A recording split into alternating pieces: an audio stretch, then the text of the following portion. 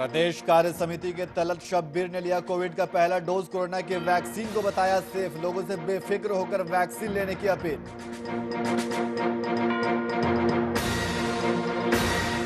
नियम बनाने वाले ने ही तोड़े नियम। महाशिवरात्रि पर प्रतिबंधित डीजे की धुन पर जमकर नाचे पुलिसकर्मी। पुलिस प्रशासन पर उठे गंभीर सवाल।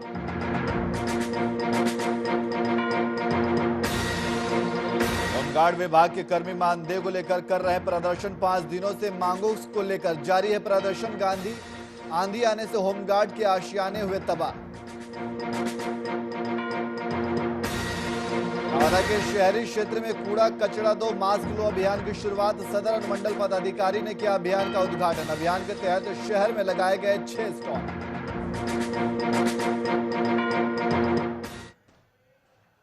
नमस्कार, मैं नियाज खान और आप देख रहे हैं वीआईपी न्यूज। खबरों में आगे बढ़ेंगे, लेकिन इससे पहले इस वक्त बड़ी खबर आ रही है। आपको बता दें कि रोहतास से इस वक्त बड़ी खबर आ रही है। युवाओं ने प्रशासन के खिलाफ नारेबाजी की है। तो रोहतास से इस वक्त की बड़ी खबर आपको बता रहे हैं, जहां युवाओं ने प्रशासन के खिलाफ नारेबाजी की है। सासाराम के मुख्य सड़क पर लगा लंबा जाम। सासाराम के मुख्य सड़क पर लंबा जाम लगा हुआ है। प्रदर्शनकारियों ने एसडीएम की गाड़ी रोकी। रोहतास से इस वक्त की बड़ी खबर आपको बता रहे हैं, जहां प्रदर्शनकारियों ने एसडीएम की गाड़ी रोक दी। प्रमाण पत्र पर डिजिटल हस्ताक्षर के लिए रोकी गई गाड़ी। रोहतास से इस वक्त की बड़ी खबर, जहां युवाओं ने प्रशासन के खिलाफ नारेबाजी की है और प्रमाण पत्र पर डिजिटल हस्ताक्षर के लिए गाड़ी रोकी गई है। और इसी खबर पर अधिक जानकारी के लिए हमारे संवाददाता आशुतोष हमारे साथ फोन लाइन पे मौजूद है। आशुतोष, क्या है ये पूरा मामला?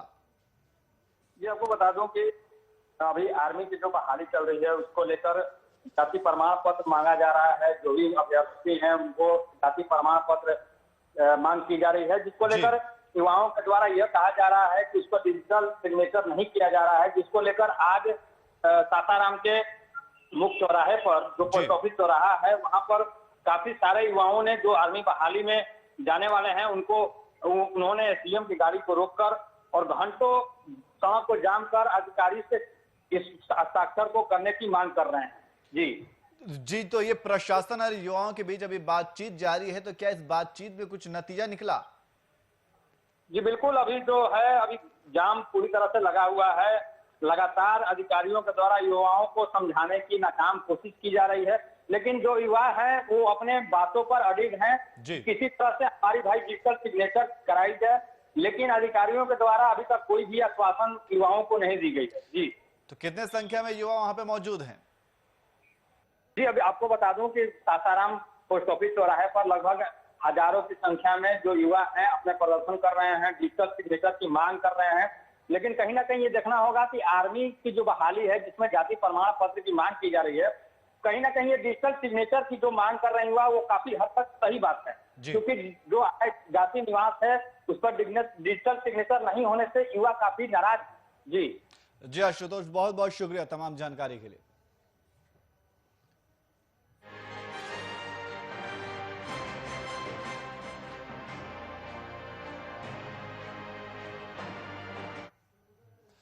खबरों में आगे बढ़ते हैं। छपरा में महिलाओं के लिए निःशुल्क स्वास्थ्य जांच शिविर का आयोजन किया गया है। इस शिविर में डायबिटीज और ब्लड प्रेशर समेत अन्य बीमारियों की जांच के लिए साथ ही उससे संबंधित बातें भी बताई गई। मौके पर कार्यक्रम संयोजिका रचना पर्वत की मौजूदगी में शिविर में लगभग 2 दर्जन से ज्यादा महिलाओं ने स्वास्थ्य जांच करवाया।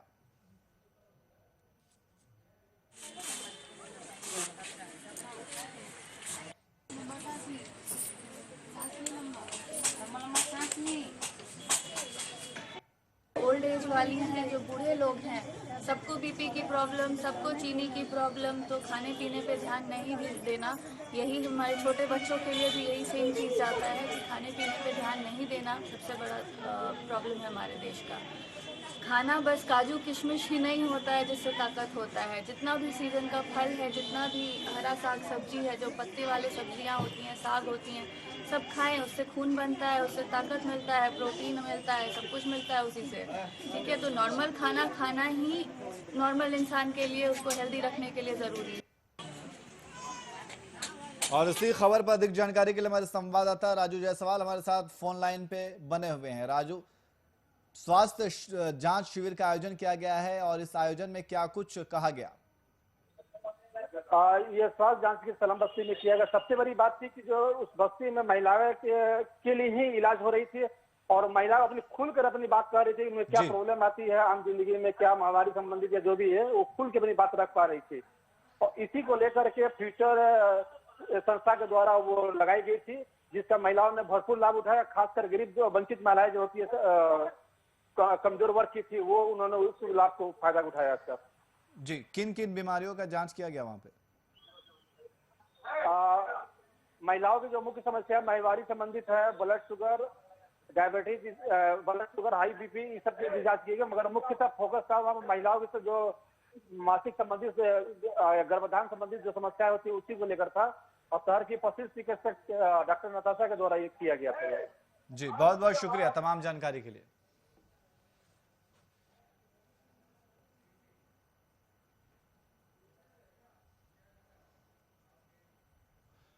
वहीं कोरोना को देखते हुए बीते साल मार्च से पैसेंजर ट्रेन का परिचालन बंद कर दिया गया, लेकिन अब कोरोना काल के बाद एक बार फिर से रेल सेवा शुरू कर दी गई है।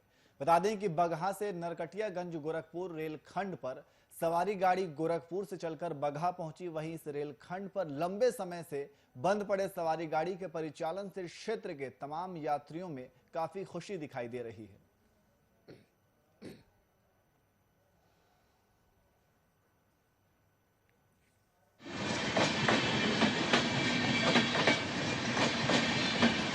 पैसेंजर ट्रेन ना चलने से बीच में काफ़ी यात्रियों को परेशानी हो रही थी, क्योंकि कोरोना काल चल रहा था, जिसकी वजह से रेलवे विभाग ने इन ट्रेनों को बंद किया था।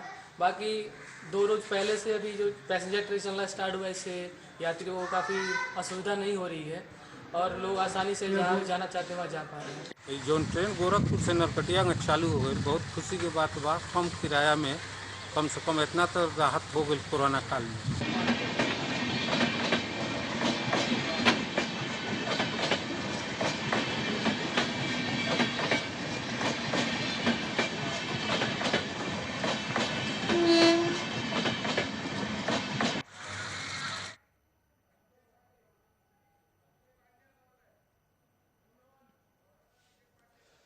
और इसी खबर पर अधिक जानकारी के लिए हमारे संवाददाता अभिषेक पांडे हमारे साथ फोन लाइन पे मौजूद हैं। अभिषेक, कोरोना काल के बाद रेल सेवा फिर से शुरू की गई है, तो लोगों की क्या प्रतिक्रिया है?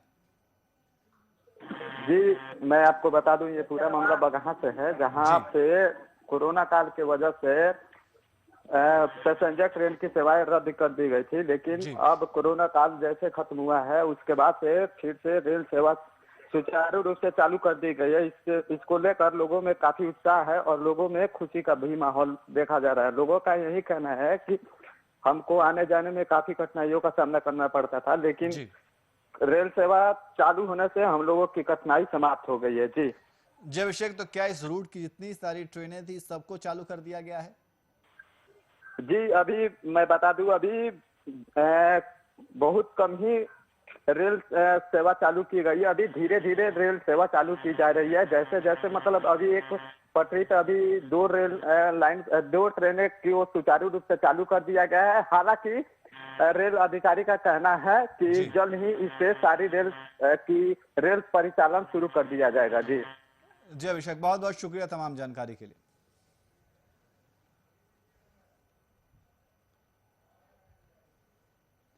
वहीं जदयू के वरिष्ठ नेता और पश्चिम बंगाल चुनाव प्रभारी गुलाम रसूल बलियावी जमुई जिले के कार्यक्रम में पहुंचे। इस दौरान बलियावी ने मीडिया को संबोधित करते हुए बताया कि पश्चिम बंगाल में चुनाव को लेकर जदयू की पुख्ता तैयारी है। जदयू अपने आइडियोलॉजी के साथ पश्चिम बंगाल, असम और अन्य राज्य में होने वाले विधानसभा चुनाव में भाग ले रही है।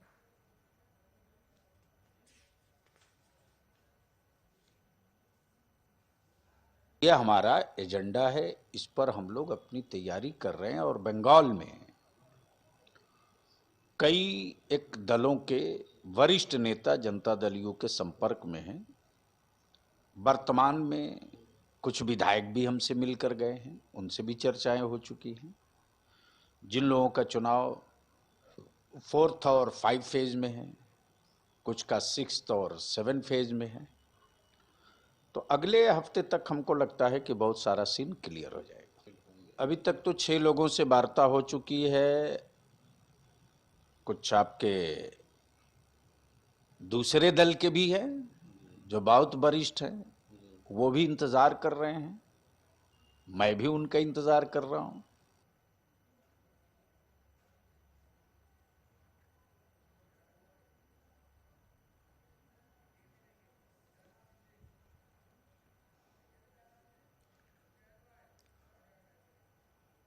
वहीं समस्तीपुर के बाबा जागेश्वर धाम में शिवरात्रि के बाद 3 दिनों तक विशेष जल अभिषेक किया जाता है, जिसे देखने बिहार, झारखंड, उड़ीसा, बंगाल और नेपाल से हजारों की संख्या में श्रद्धालु पहुंचते हैं। वहीं मंदिर में आस्था विश्वास का सैलाब उमड़ पड़ता है। बता दें कि भक्तों ने हर हर महादेव के जयकारे के साथ शिवलिंग पर जलाभिषेक किया और देश की तरक्की, उन्नति, शांति की कामना की।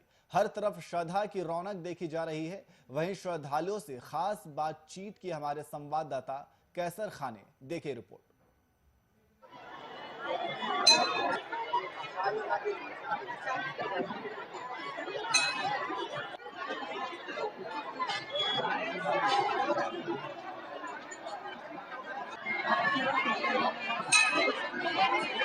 शिवरात्रि के मौके पे जहां समस्तीपुर के अंदर हर जगह आपने देखा होगा कि जल अभिषेक के लिए मंदिरों के अंदर भीड़ उमड़ती है, मगर ये समस्तीपुर जिले के केवस निजामत स्थित ऐतिहासिक बाबा जागेश्वर धाम मंदिर है, जहां 3 दिवसीय तक जल अभिषेक होता है और लगातार जो है श्रद्धालुओं की जो भीड़ होती है वह हजारों की भीड़ होती है।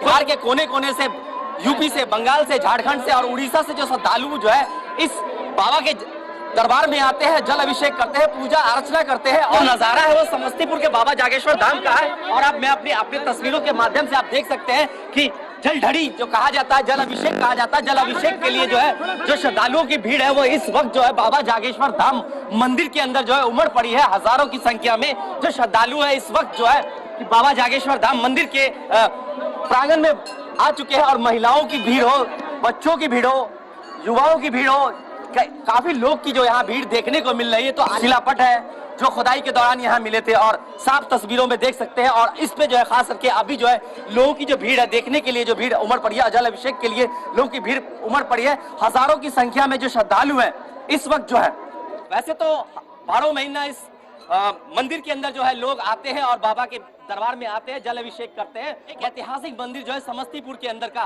और लोगों की भीड़ जो है जल अभिषेक के लिए जो इस वक्त उमड़ पड़ी है। तो आइए चलते हैं और देखते हैं कि लोगों की क्या राय है और क्या बोल रहे हैं। जी, कितने दिनों से आप आ रहे हैं? कहाँ आए हुए हो? मंदिर गए ना? मंदिर किस क्या करने के लिए? पूजा करने। कितने साल से आ रहे हो? 5 साल। क्या नाम हुआ? रोहित कुमार। जी हाँ, यहाँ बहुत पुराने लग रहे हैं। आप कितने सालों से बाबा के दरबार में आते हैं? बहुत दिन से आ रहे हैं। क्या श्रद्धा है इसके कारण आते हैं? है तो ये बहुत पुराना मंदिर है, बहुत पुरानी मंदिर है। यहाँ क्या मन्नतें मांगते हैं पूरी होती है? अंदाज तो है, मन तो है, मुराद पूरी होती है। क्या नाम हुआ आपका? गणेश चौधरी। जी। तो इनका साफ तौर पे कहना है कि यहाँ जो है हम काफी सालों से आते हैं और यहाँ जो है आने के बाद जो मन्नतें मांगते हैं पूरी होते हैं। और आप देखिए यहाँ का नजारा, साफ तस्वीरों में आप देख सकते हैं कि लोगों की जो भीड़ है वो उमड़ पड़ी है, लाइन लगी हुई है जल अभिषेक के लिए। और हजारों की संख्या में जो श्रद्धालु है वो इस वक्त जो है बाबा जागेश्वर धाम, जो एक प्राचीन काल की मंदिर है, इस प्राचीन काल की मंदिर में लोगों की भीड़ चारों तरफ इस प्रांगण में देखा जाए तो लोगों की जो भीड़ है वो उमड़ पड़ी है। और लोग जो है जल अभिषेक के लिए लाइनों में खड़े हुए हैं। तो कुछ युवा जो है जल अभिषेक के बाद जो है सेल्फी भी ले रहे हैं, साफ तस्वीरों में देखने को मिल रहा है। और बाबा जागेश्वर धाम अपने आप में एक ऐतिहासिक धाम है, एक टेप का अंकुरित लिंग जो है बाबा जागेश्वर धाम के अंदर करने के लिए जो श्रद्धालुओं की भीड़ है वो लगी हुई है। और साफ यहाँ से आए थे एक स्थापित लिंग, यहाँ से निकलने के बाद जो श्रद्धालु है वो साफ तौर पे जब निकलते हैं तो स्थापित लिंग जो है सामने तस्वीरों में देख सकते हैं कि लोग लाइन में खड़े हुए जल अभिषेक के लिए। 3 दिवसीय इस प्रोग्राम के अंदर, इस मेले के अंदर श्रद्धालु जो है जल अभिषेक के लिए आते हैं। वहीं दहेज जैसी कुप्रथा देश में समाप्त तो हो गई है, लेकिन आज भी कई ऐसी जगहों पर नवविवाहित महिलाओं को दहेज के लिए प्रताड़ित किया जाता है। ताजा मामला मोतिहारी के बंजारिया थाना क्षेत्र के रोहिनिया गांव का है, जहां दहेज के लिए नवविवाहिता के गर्भ में पल रहे 8 माह के बच्चे की हत्या गर्भ में ही कर दी गई और ससुराल वालों ने महिला को भी घर से निकाल दिया। घटना की सूचना पर महिला के माता पिता को मिली तो उन्होंने आकर महिला को डॉक्टर के यहां पहुंचाया। कैसा फोटो रखे हुए हैं? वहाँ गए तो हमको पता चला कि शादीशुदा है। तो उसकी बीवी आई तो मतलब हमको मार पीट मतलब गाली गलौज, उसके बाद में फिर भी हम गर्भवती हो गए। तो उसके बाद में खाना पीना मेरा बंद करने लगा लोग। तो उसके बाद में मतलब 6-7 माह हो गया तो वो लोग मतलब नहीं जब मतलब एथी किया लोग तो नहीं मरा पेट में। तो वो लोग सब कोई मेरे सास ससुर देवर और नंदोसी फोन पर भी चढ़ाते थे कि उसके पेट में के बच्चा मार दिया जाए। तो सब कोई मिलकर मेरे पेट में के बच्चा मतलब मार दिया लोग। तो उसके बाद में हम बेहोश हो गए। तो उसके बाद में पिंपल सिन्हा हॉस्पिटल में ले आके मोतिहारी सिंहिया सागर भर्ती कर दिया लोग। तो जब मतलब दवा ववा चला तो हम होश में आए तो बोले कि मेरे माँ से बात करवाइए। तो माँ से बात करवाए तो ऑपरेशन वहाँ पे मेरा हो गया। तो माँ गई, उसके बाद में वो लोग मतलब छोड़ छाड़ के चल गया। और इसी खबर पर अधिक जानकारी के लिए हमारे संवाददाता अरविंद हमारे साथ फोन लाइन पे मौजूद है। अरविंद, ये पूरा मामला जो है वो दहेज के लिए प्रताड़ना बताया जा रहा है, ये क्या कुछ जानकारी है?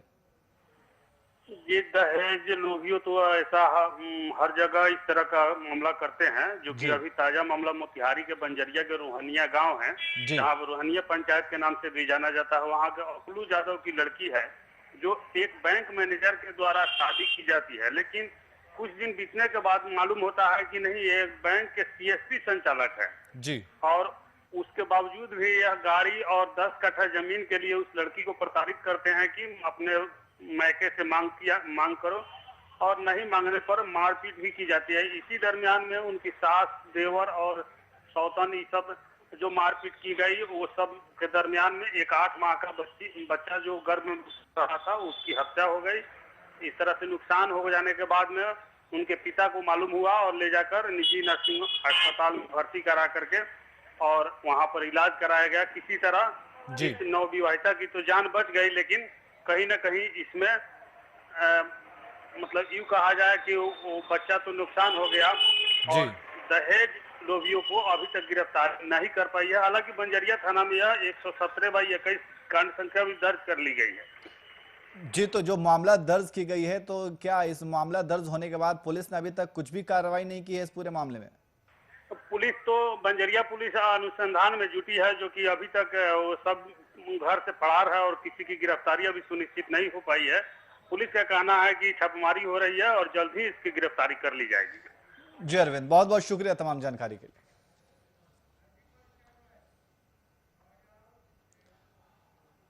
वहीं झारखंड के सीएम हेमंत सोरेन को जान से मारने की धमकी मिली है। बता दें कि सीएम को 2 बार सीएमओ को धमकी भरा मेल मिला। बीते दिन एक कॉलर ने खुद सीएम सोरेन का सचिव बताते हुए मिजोरम के राज्यपाल के ऑफिस में कॉल किया।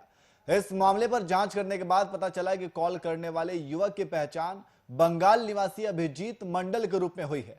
फिलहाल इस मामले में सीएम सुरक्षा में तैनात एसआई ने गोंदा थाने में मामला दर्ज कराया है।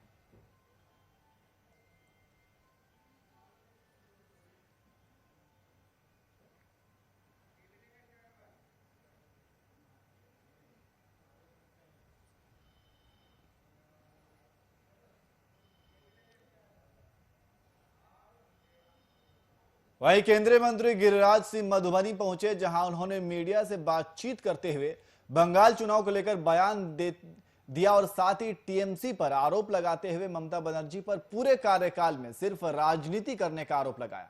साथ ही आगामी विधानसभा चुनाव में टीएमसी की नाव को डूबता बताया। केंद्रीय मंत्री के बयानों के खिलाफ समता पार्टी ने मुखर होकर आवाज उठाई। पार्टी के राष्ट्रीय महासचिव उदय मंडल ने प्रेस को संबोधित करते हुए बढ़े तेल और गैस के दाम पर केंद्र सरकार को घेरने का प्रयास किया।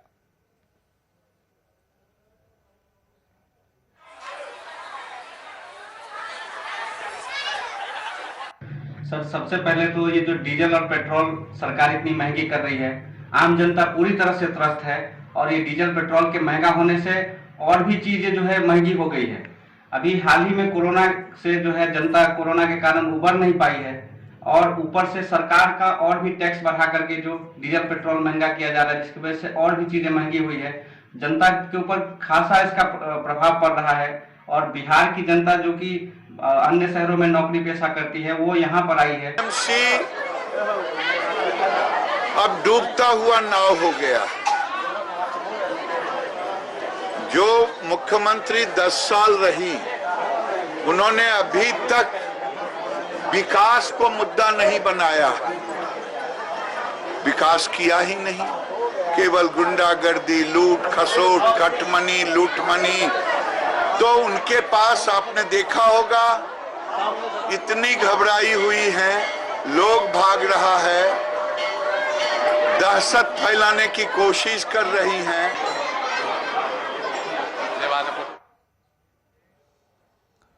वहीं अंतर्राष्ट्रीय महिला दिवस के मौके पर कई आयोजन किए गए। वहीं अब महिला दिवस पर पक्ष विपक्ष एक दूसरे पर हमलावर है। बता दें कि कांग्रेस नेता भूपेंद्र सिंह हुड्डा ने नारी सशक्तिकरण पर सवाल उठाते हुए कहा कि महिला दिवस के दिन महिलाओं से ट्रैक्टर खिंचवाए जाने के खिलाफ बीजेपी महिला मोर्चा मुखर होकर विरोध कर रही है। भागलपुर के तिलक मांझी चौक पर बीते दिन मोहल्ला महिला मोर्चा की सदस्यों ने पुतला दहन कर विरोध दर्ज किया। बता दें कि कांग्रेस नेता ने पुतला दहन के साथ महिलाओं ने कांग्रेस विरोधी नारे भी लगाए। महिला मोर्चा के अनुसार महिलाओं से ट्रैक्टर खिंचवाना कांग्रेस नेता की कुत्सित मानसिकता और कांग्रेस पार्टी चरित्र को दर्शाता है।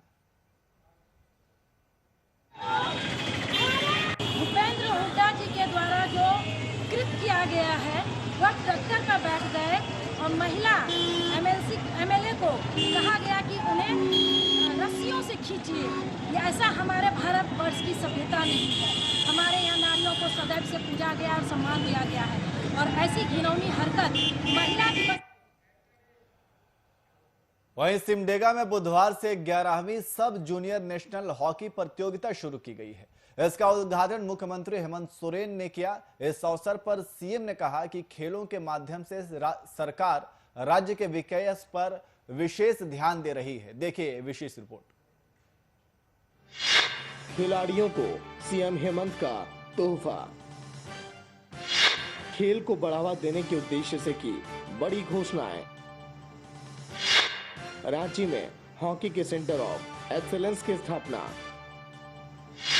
पहले चरण में 15 विद्यालयों में किया जाएगा एस्ट्रो टर्फ ग्राउंड का निर्माण। पूरे राज्य में बनाए जाएंगे सिद्धो कान्हू क्लब। हर क्लब को मिलेंगे 25,000 रुपए।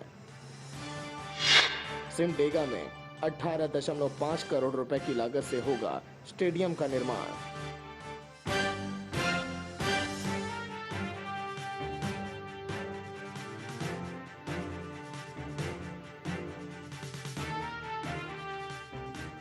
नीति से खेलों में खिलाड़ियों का अभूतपूर्व निर्माण और विकास करना, खेल को आकर्षक और व्यवहारिक करियर विकल्प के रूप में तैयार करना, पंचायत स्तर से राज्य स्तर तक खेल को सामाजिक परिवर्तन और विकास उत्प्रेरक बनाना, हर उम्र के नागरिकों के लिए खेल और शारीरिक गतिविधियों के लिए वातावरण तैयार करना, खिलाड़ियों का डाटाबेस तैयार कर अंतर्राष्ट्रीय क्षमता मानक के साथ सुविधाएं संसाधन उपलब्ध कराना, ऐसे कई मुद्दे जो हेमंत सरकार के द्वारा लाई गई नई खेल नीति में लाए गए, वो अब धरातल पर भी दिखाई देने लगेंगे।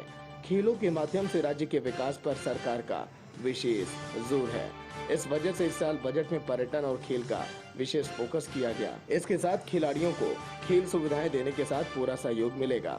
मुख्यमंत्री हेमंत सोरेन ने सिमडेगा में आयोजित इंडिया राष्ट्रीय महिला सब जूनियर हॉकी प्रतियोगिता का उद्घाटन के दौरान ये बात कही। 39 लड़कियों को सीधी खिलाड़ियों को सीधी नियुक्ति हम लोग करने जा रहे हैं। इसके साथ साथ सिद्धू कान्हू क्लब इस वर्ष पूरे राज्य में स्थापित किया जाएगा, जिसके तहत 30,000 गांव को प्रत्येक क्लब को 25,000 रुपया दिया जाएंगे। गुमला, सिमडेगा, खूंटी, रांची के अंदर 15 स्कूलों में मैदान में हॉकी के लिए एस्ट्रोटर्फ लगाया जाएगा। हॉकी का सेंटर ऑफ एक्सीलेंस रांची में बनाया जाएगा। अभी आपका जो ये नया स्टेडियम यहाँ अंतर्राष्ट्रीय स्तर का बनेगा, लगभग 6.5 एकड़ भूमि में ये अवस्थित होगा, जिसमें बास्केटबॉल, वॉलीबॉल भी होंगे और साथ में हॉस्टल भी होंगे, जो लगभग 18.5 करोड़ में इसकी लागत लगेगी। राज्य में लॉकडाउन के दौरान राष्ट्रीय अंतर्राष्ट्रीय स्पर्धाओं में उत्कृष्ट प्रदर्शन करने वाले कई खिलाड़ियों की दुखदायी स्थिति सामने आई थी। ऐसी घटनाओं की पुनरावृत्ति न हो, इसे लेकर नई खेल नीति बनाई गई। सरकार खिलाड़ियों के भविष्य को संवारने और सुनिश्चित बनाने का भरसक प्रयास कर रही है। खेल प्रतिभाओं की कमी नहीं है। अगर पूर्ववर्ती सरकार इस राज्य के खिलाड़ियों पर अगर फोकस की जाती तो हमें लगता है कि इस राज्य झारखंड जो है वो एक से एक खिलाड़ी, प्रतिभावान खिलाड़ी विश्व को, देश को देने का काम करती है। आप देखें कि कहाँ इस झारखंड जैसे राज्यों में हॉकी, क्रिकेट, वॉलीबॉल जैसे अन्य खिलाड़ी जो है नेशनल और इंटरनेशनल स्तर पे खेल करके झारखंड का मान पूरी दुनिया में रोशन किया है। तो हमारी गठबंधन की सरकार खिलाड़ियों को अत्यधिक प्रोत्साहन देने का काम भी करेगी, ताकि यहाँ जो लोगों में, गांव में जो खिलाड़ियों का जो प्रतिभा है, वो प्रतिभा पूरी तरह हम निखारना चाहते हैं, सरकार निखारना चाहती है, ताकि झारखंड का नाम जो है पूरे विश्व पटल पर छाया रहे और यहाँ के खिलाड़ी विश्व और देश में जो है अपनी प्रतिभाओं को दिखा सके। नई खेल नीति खिलाड़ियों को भविष्य के लिए तैयार करने और उनकी अब तक की उपलब्धि को मद्देनजर रखते हुए तैयार की गई। लेकिन नई खेल नीति से राज्य के खिलाड़ियों को जो लाभ देने की घोषणा सरकार कर रही है वो छलावा है। ये बातें बीजेपी के प्रदेश प्रवक्ता प्रदीप सिन्हा ने मुख्यमंत्री हेमंत सोरेन के द्वारा राज्य के उन खिलाड़ियों को सीधी नौकरी देने की घोषणा की गई है जो गोल्ड मेडलिस्ट हैं। सरकार ने खेल के गतिविधियों के विकास के लिए एक प्रतिबद्धता जाहिर की है, लेकिन मैं समझता हूं कि सरकार को अपने दृष्टिकोण में स्पष्ट होना होगा कि जिन खिलाड़ियों की अभी तक नियुक्ति नहीं हो सकी, जो लोग लंबे समय से इस आस में बैठे हैं कि सरकार उनका नियुक्ति पत्र देगी, तो कहीं ना कहीं सरकार के जो क्रियाकलाप है और जो काले कारनामे हैं उससे युवाओं का भी धैर्य टूट रहा है और खिलाड़ी भी बेसब्र हो रहे हैं कि आखिर सरकार बार बार वादा करने के बावजूद भी हमें नौकरी क्यों नहीं दे रही है। अब सरकार बजट में भले ही घोषणा करती हो कि खेल के संसाधन विकसित किए जाएंगे, खेल मैदान में बढ़ोतरी की जाएगी, सुविधाएं दी जाएंगी, लेकिन सरकार जब तक अपने किए गए वायदे पर अमल नहीं करती, मैं समझता हूं कि लोगों को भरोसा दिला पाना कठिन होगा इस सरकार के लिए। और सरकार को जल्द से जल्द युवाओं के जो 5 लाख नौकरी देने की बात है उस पर अमल करनी चाहिए। साथ साथ जो खिलाड़ियों के नियुक्ति पत्र बांटे जाने संबंधी कई अवसर पर मुख्यमंत्री ने आश्वासन दिया है, उसको जितनी जल्दी ये अमल में लाएं, मैं समझता हूँ राज्य के लिए हितकर साबित होगा। ऐसे में एक तरफ राज्य सरकार के द्वारा नई खेल नीति के तहत राज्य में खेलों को बढ़ावा देने के लिए इंफ्रास्ट्रक्चर डेवलपमेंट की बात कही जा रही है, वहीं विपक्ष इस पर सवाल उठा रहा है।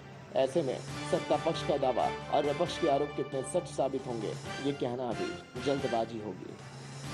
कुमार कामेश की रिपोर्ट, वीआईपी न्यूज, रांची।